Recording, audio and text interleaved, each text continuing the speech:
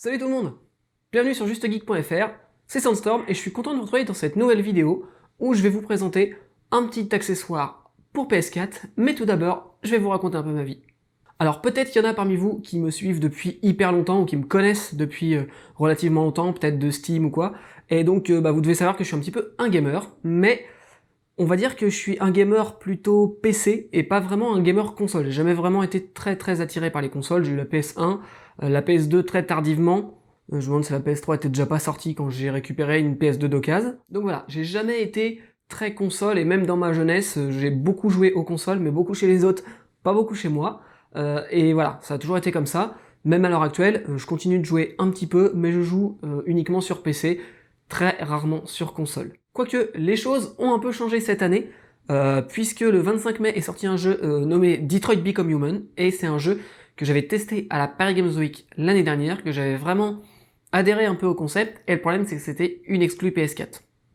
Vous voyez où je vais en venir, et ben au mois de mai, j'ai acheté une PS4 juste pour Detroit Become Human. Bon, et finalement, j'ai bien fait de le faire, puisque c'est grâce à cet achat au mois de mai que je vais pouvoir vous présenter aujourd'hui le stand multifonction Konix pour PS4. Alors, stand multifonction, pourquoi? Parce qu'il va avoir plusieurs fonctions. Il va faire office de refroidisseur pour la PS4, il va faire office de rangement pour nos jeux de PS4, et en plus, il va nous permettre de charger nos manettes. Allez, générique, et je vous explique tout ça.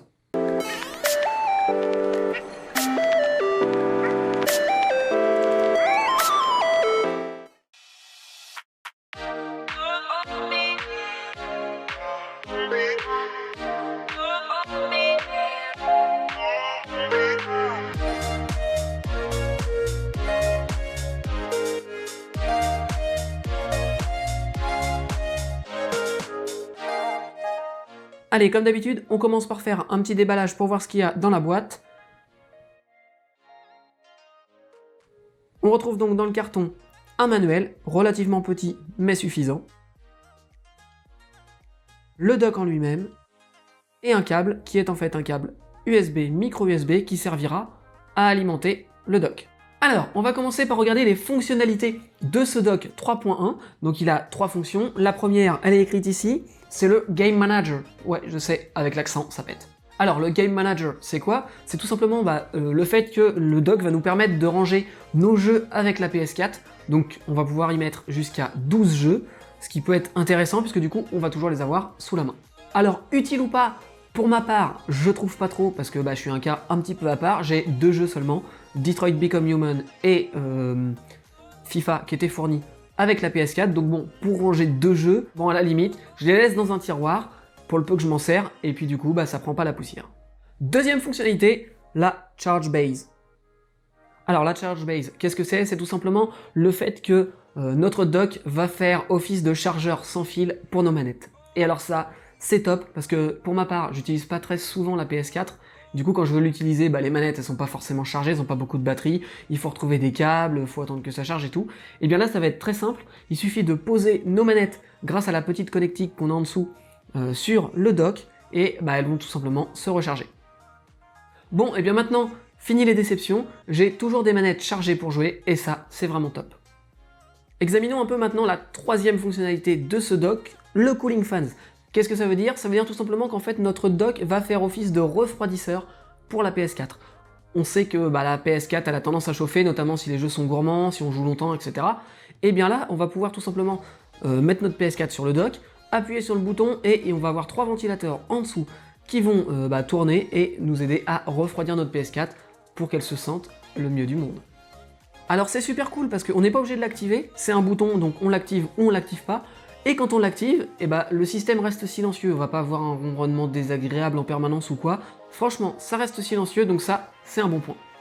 Alors, au niveau de sa compatibilité, ce dock est compatible avec toutes les PS4, donc la PS4 première génération, la PS4 Slim, la PS4 Pro, voilà, quel que soit le modèle que vous avez, ce dock sera compatible. Allez, on va terminer cette vidéo par mon avis sur ce dock. Et bien franchement, je trouve que c'est l'accessoire indispensable pour la PS4. Alors vous allez peut-être me prendre un peu pour un ignare, mais je savais même pas que ça existait ce genre d'accessoire pour console, et franchement je trouve que c'est une tuerie. Déjà on n'aura plus de problème de manette déchargée, donc ça c'est super cool. Et ensuite, et ben si ça peut permettre que la PS4 chauffe moins et donc de prolonger sa durée de vie, moi je dis forcément oui. Un petit mot maintenant sur le design de ce dock. Bon, il est relativement sobre puisqu'il est noir, il n'est pas encore trop encombrant, ça va, même si finalement moi j'aurais préféré que la partie rangement des jeux soit amovible. C'est-à-dire d'avoir la possibilité d'avoir un dock légèrement plus petit, qui prendra un peu moins de place, qui du coup serait encore plus discret, et du coup garder la possibilité de ranger mes jeux ailleurs, puisque franchement j'ai pas spécialement besoin de ça, et donc ça aurait pu être bien d'avoir cette partie qui soit amovible comme ça, soit on l'utilise si on veut laisser nos jeux dessus, soit si on veut mettre nos jeux ailleurs, et bien tout simplement on l'utilise pas. Mais bon, comme vous le savez, le produit parfait n'existe pas, donc voilà, on peut toujours penser à des petites améliorations, ça aurait été un petit peu ma critique sur ce dock multifonction de chez Konix. Je vais terminer cette vidéo avec le tarif de ce dock multifonction de chez Konix, dont je vous ai toujours pas donné la référence, il s'agit du Mythix Starship. Donc il est disponible, ce Mythix Starship, à 29,99€ sur le site de Konix, et également 29,99€ sur le site d'Amazon. Je vous mets au passage des liens dans la description de la vidéo et sur le site justegeek.fr, comme ça si vous voulez aller voir, si vous voulez l'acheter, et bien vous avez directement le lien, pas la peine de le chercher, pas la peine de vous prendre la tête. Et donc, au niveau de son tarif, 29,99€ pour un produit avec 3 fonctions, je trouve que c'est pas déconnant et le tarif est plutôt raisonnable.